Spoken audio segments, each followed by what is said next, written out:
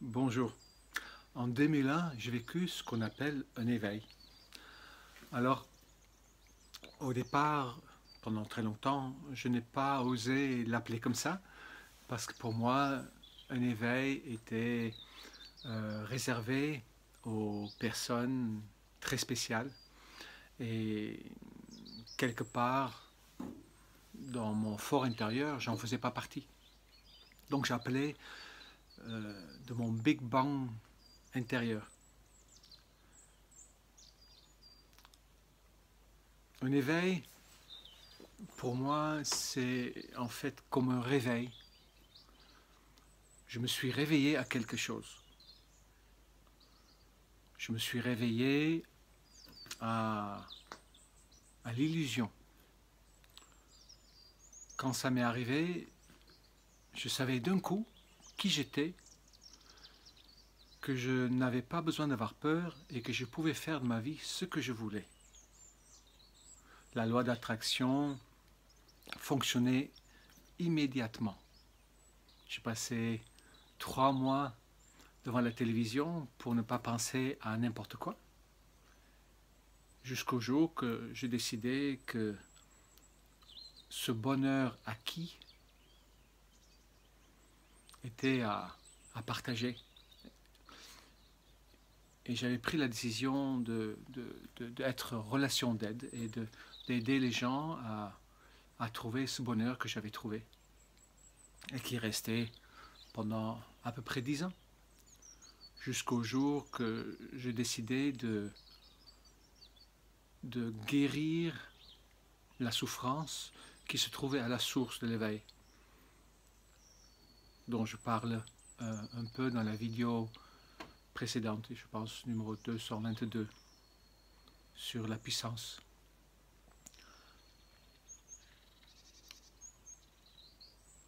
L'éveil s'autorise. Tout le monde a envie de petits éveils, de prises de conscience consécutifs. Avec certains, comme avec moi, ça se passe par une grande prise de conscience, qu'on appelle dans ce cas-là éveil. Mais on n'a pas besoin d'une grande prise de conscience comme ça pour vivre l'éveil. Beaucoup de gens vivent cet état et ils y sont arrivés au fur et à mesure.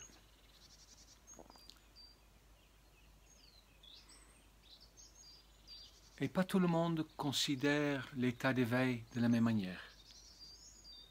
Moi, je fais une différence entre l'éveil, le moment où je me réveille à la réalité, que je comprends que tout ça c'est une illusion, pour moi c'est ça l'éveil, et la réalisation, c'est-à-dire la mise en place de ce que j'ai compris, oser vivre ce que j'ai compris. J'ai l'impression que beaucoup de gens qui vivent l'éveil restent en fait dans l'état d'éveil. Ils enseignent ce qu'ils ont compris dans l'éveil, mais ne font pas nécessairement le chemin qui, à mon avis, est à faire. Une fois que j'ai compris que tout est illusion, mais à mon avis, il s'agit de devenir cohérent avec cette compréhension. J'ai l'impression de faire ce chemin. J'en parlerai, j'en reparlerai. De vivre ce chemin vers ma réalisation, c'est de oser réaliser qui je suis vraiment. Alors,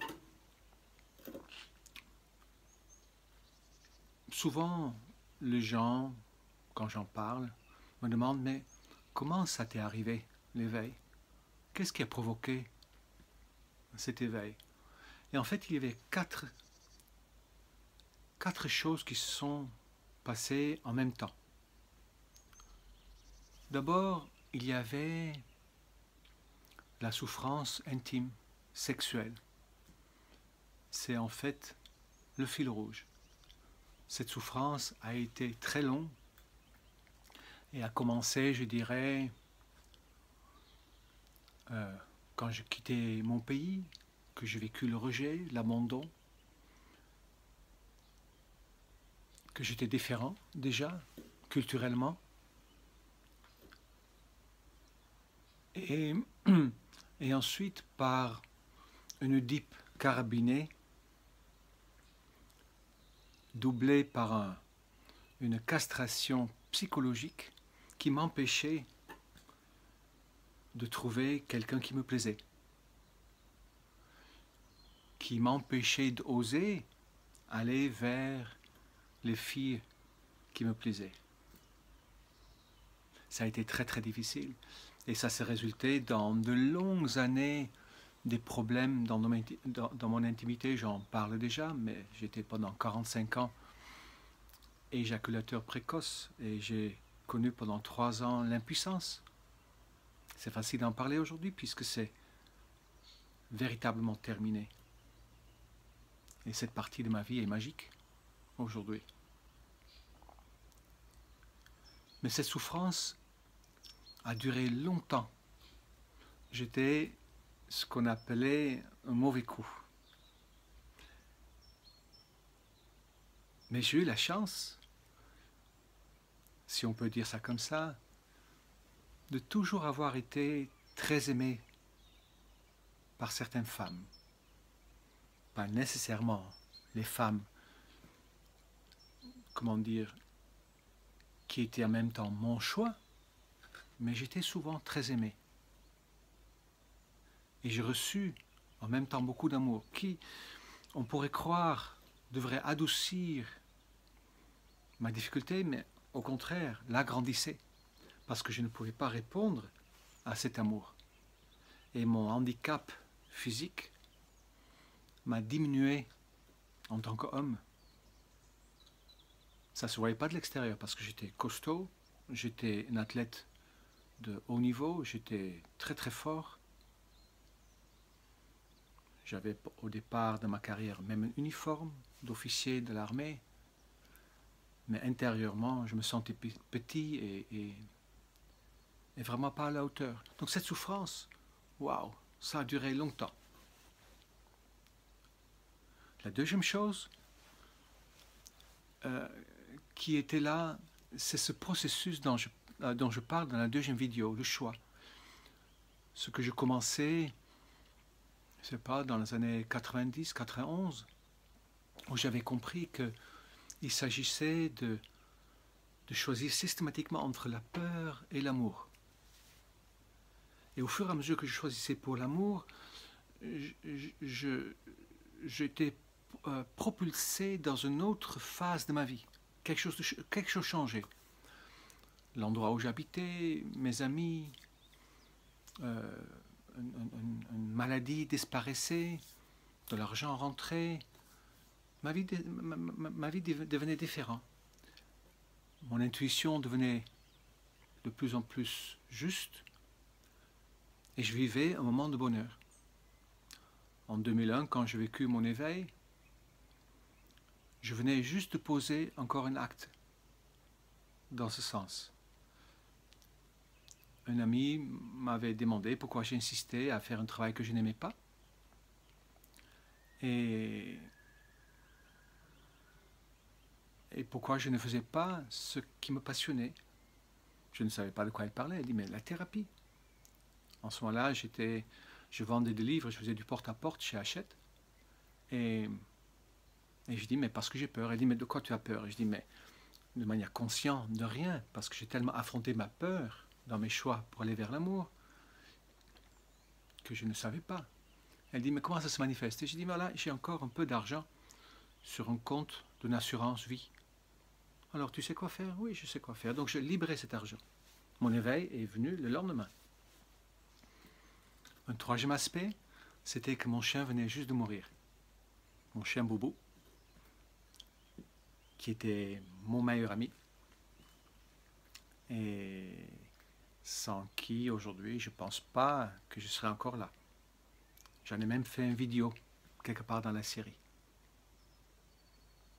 J'ai jamais pleuré autant. Je pleurais plus pour mon chien que pour ma mère. Même si j'aimais profondément ma mère et que c'était aussi mon meilleur ami. Et que je donnerais cher aujourd'hui pour passer un moment avec elle. Et la dernière chose, c'était que j'avais vécu pendant 17 ans de la magie noire. Ça avait commencé en 84 et ça s'arrêtait donc en 2001. Juste quelques jours avant mon éveil. J'en parle sur une vidéo, il me semble. Je n'y croyais pas, mais c'était comme ça. Un jour, je demandais à ma compagne de l'époque, qui faisait souvent pour ses patients appel à une dame qui s'appelait Totote, Madame Hospital, et qui était très âgée, qui priait pour des gens qui avaient vécu ça. Et je lui avais demandé, est-ce que tu peux lui demander si elle ne peut pas regarder pour moi si je n'ai pas vécu quelque chose comme ça, parce que ça ne va pas.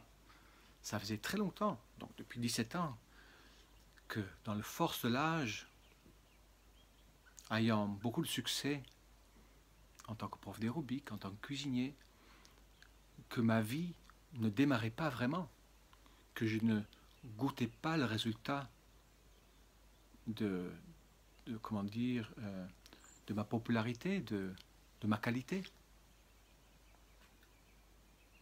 Pendant un âge où d'autres personnes, en fait, connaissent le succès professionnel, je le connaissais au niveau réputation, mais ça ne se monnayait pas.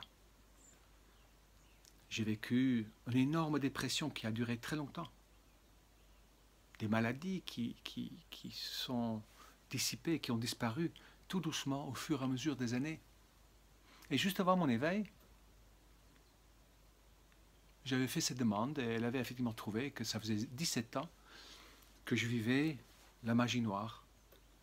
Force 7 sur 10. Elle dit, vous devez être épuisé. Et c'était le cas. Donc, entre l'éveil, pour l'éveil, entre la magie noire, l'acte par rapport à l'amour, le décès de mon chien et la souffrance qui était toujours là, ces 4 choses conjuguées, et bien sûr, à cette époque-là, je ne le voyais pas. J'ai compris plus tard, en fait, comment ça s'est agencé. Je me trouve comme ça, un jour, dans le jardin, un grand jardin, en pleine nature, et j'étais tout simplement en train de réfléchir. J'étais en train de réfléchir sur les chakras, les centres énergétiques. Je pense que j'avais envie de retenir le nom en sanskrit pour les chakras. Je pense que ça commençait par là. Puisque j'ai toujours eu du mal à retenir des noms, des mots. Et j'étais au premier chakra et j'étais en train de réfléchir, voilà, le premier chakra. Muladhara. Muladhara, je suis. C'est mon identité, je me disais. Et là, m'est entré dans la tête et dit, mais je suis, c'est aussi le nom que Dieu se donne. Mais Dieu se donne le nom je suis. C'est mon identité. Et là, je me suis dit tout simplement, mais donc je suis Dieu. Aujourd'hui, c'est un concept, une idée qui n'est plus aussi étrange que ça. Mais à l'époque, donc il y a 15 ans en arrière, personne parlait de ça. Et chez moi, cette compréhension a fait une espèce de Big Bang dans ma tête. Et j'avais l'impression d'un énorme électrochoc, comme si de l'intérieur, plein de prises étaient déconnectées et rebranchées par ailleurs. J'ai vécu en ce moment-là un flux de compréhension qui est venu comme ça, de je ne sais pas où. Des liens qui se faisaient entre eux, des évidences. Et surtout, ce qui s'est passé en ce moment-là, c'est que j'avais donc, comme je disais tout à l'heure, compris qui j'étais, que je pouvais faire de ma vie ce que je voulais, que je n'avais pas besoin d'avoir peur. Et surtout que j'étais heureux. Je vivais un bonheur profond, tranquille. J'étais en paix et c'est resté longtemps. Et à partir de là, je commençais à accompagner les gens. J'avais le vent en poupe. Ça marchait, waouh. Les outils me sont venus soit de l'intérieur, soit les gens m'ont apporté des idées. Et au début même, je racontais aux gens, je dis mais c'est facile pour être heureux. Il suffit juste que tu comprennes que tu es Dieu et que tu peux faire de ta vie ce que tu veux. Mais les gens ne me comprenaient pas. Et c'est là où j'ai utilisé le livre de Lise Bourbeau, des 5 blessures, pour commencer à un endroit que les gens connaissaient. Bien évidemment, par la loi d'attraction, je plongeais dans mes 5 blessures aussi. Et mes outils m'ont permis de me sortir de ces blessures, en tout cas de trouver les outils pour les désactiver, et de la même manière, aider les gens de faire de même. Ça a commencé comme ça. Et mon cheminement vers la réalisation de ce que j'avais compris commençait. Voilà. L'éveil. Un beau mot. On en parle beaucoup. Ce que j'ai compris aussi, c'est que ce n'est pas pour des gens spéciaux, privilégiés.